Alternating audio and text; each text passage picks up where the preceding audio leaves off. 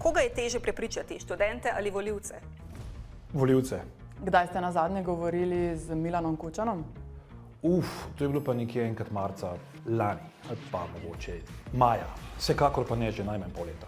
Komu je bilo bolje svetovati, Borutu Pahorju ali Danilu Türku? Danilo Türku. Kaj bo za vas osebno povolilni uspeh konkretno? Tukaj, na teh volitvah, vstop v parlament. Bi v kriznem obdobju podprli znižanje ministrskih in poslanskih plač? Ne, mislim, da je prav, da so odgovorni pravilno nagrajeni, bolj kot nagrada pa je treba nad njimi izvajati nadzor, kako uspešno delajo.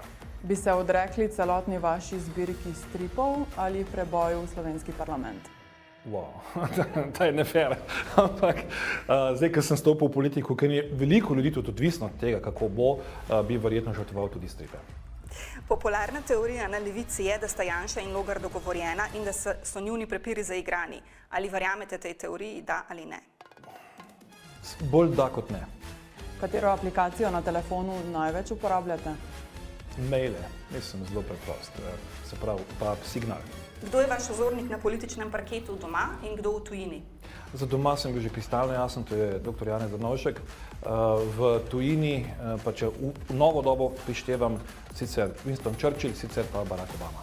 Kdo je avtor strica Poldeta iz vašega videa o Jaz sam. In to je največja napaka po mojem mnenju, ki sem jo naredil. Enostavno me je resnično presenetila lahkotnost odločitve premierja, da na koncu tako koalicijski partnerji kot minister za finance tega ni vedel, da me je to res razburilo in sem reagiral popolnoma čustveno.